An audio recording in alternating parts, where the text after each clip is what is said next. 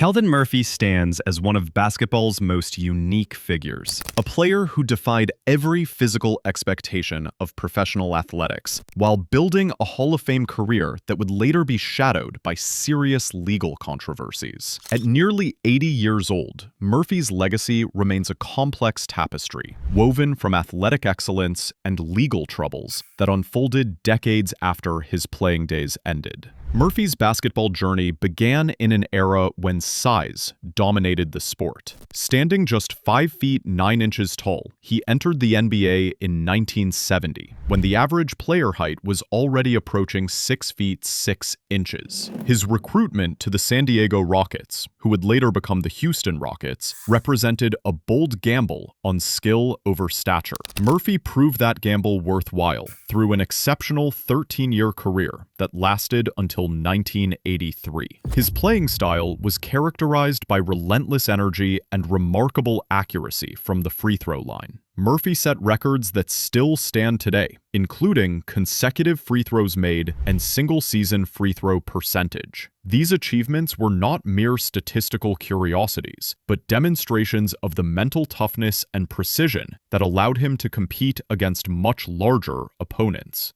His ability to draw fouls and convert the resulting free throws became a signature weapon that opponents struggled to counter. The Basketball Hall of Fame induction in 1993 represented the pinnacle of recognition for Murphy's playing career. He became the shortest player ever enshrined in Springfield, a testament to his skill transcending physical limitations. This honor placed him among basketball's immortals, cementing his status as one of the game's most unlikely but deserving legends. Following retirement, Murphy transitioned seamlessly into broadcasting, joining the Houston Rockets television broadcast team. His colorful personality and deep knowledge of the game made him a fan favorite. Murphy's flamboyant style and insider perspective provided viewers with knowledge of items that officers had not yet mentioned to him. The statement violated a fundamental principle that most people learn about interactions with law enforcement. Before his trial,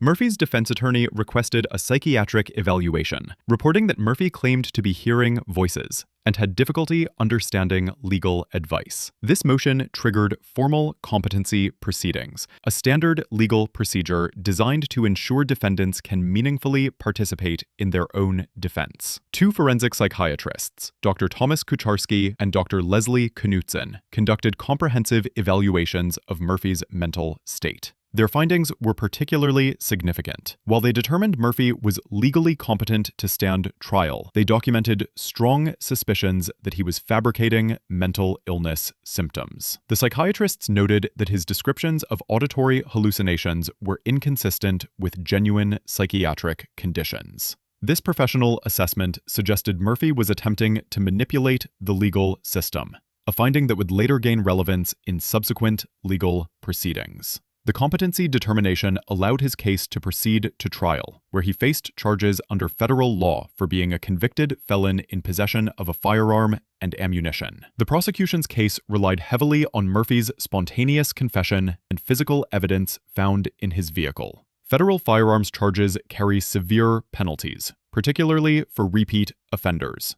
and Murphy's case was prosecuted with the full weight of federal resources. After trial proceedings, he was convicted on both counts and initially sentenced to 24 years and 5 months in federal prison. Murphy exercised his right to appeal the conviction to the Sixth Circuit Court of Appeals. The appellate court's decision was nuanced. They affirmed his conviction, meaning the jury's guilty verdict was legally sound, but they found procedural errors in his sentencing.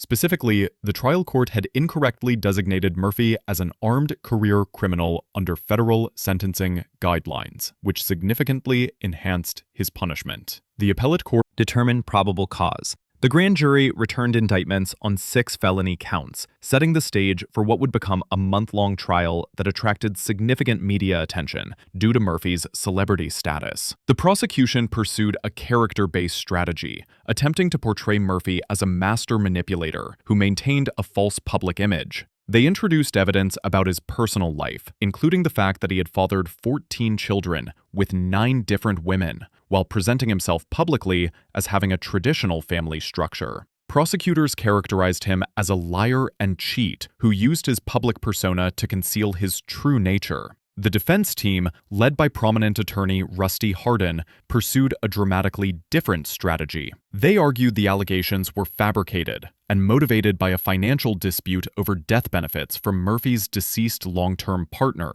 Phyllis Davidson. Davidson had died in a car accident in 1996 after a 20-year relationship with Murphy. The timing of events became crucial to the defense argument. Court records showed that Murphy was the rightful beneficiary of Davidson's teacher retirement system account, worth over $52,000. Letters confirming his beneficiary status were sent to all parties, including his daughters, in February 2004. The sexual abuse charges were filed just 1 month later, in March 2004. This timeline suggested a possible connection between the resolution of the financial dispute in Murphy's favor and the subsequent filing of criminal charges. The defense argued this was not coincidental, but rather demonstrated the accuser's financial motivation for making allegations they knew to be false.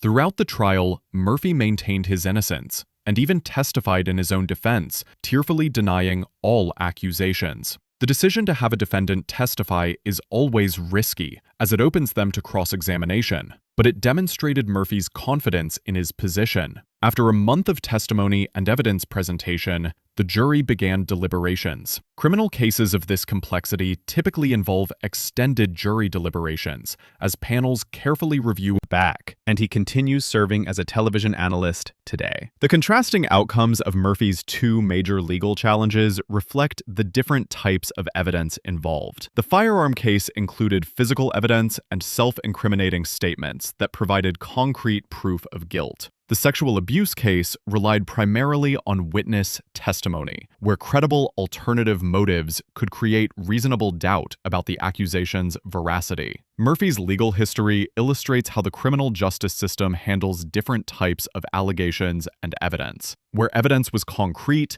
and supported by the defendant's own admissions, conviction resulted. Where testimony-based charges faced credible alternative explanations, acquittal followed. The psychiatric findings from the firearm case, suggesting Murphy's willingness to fabricate mental illness, provided context for the prosecution's later characterization of him as manipulative during the sexual abuse trial. However, the jury ultimately found the financial motive explanation more credible than the prosecution's character assassination approach. Today, Murphy continues his broadcasting career with the Houston Rockets, demonstrating remarkable resilience in maintaining his public platform despite serious legal challenges. His case established legal precedent in federal courts regarding statements made in police custody, ensuring his legal troubles will have lasting impact beyond his personal circumstances.